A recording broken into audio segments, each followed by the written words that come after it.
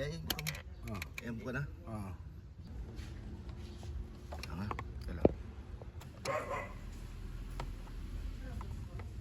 So ayan mga boss, natanggal na natin tong cover sa switch ng busina. So bago po natin to matanggal mga boss, mayroon pong lock po dito. 3 po ang nakasuot po doon sa ilalim para matanggal po ito. Dito sa ilalim mga boss, mayroon po ito sinusundot para maalis po yung lock at maalis po natin tong switch ng busina niya.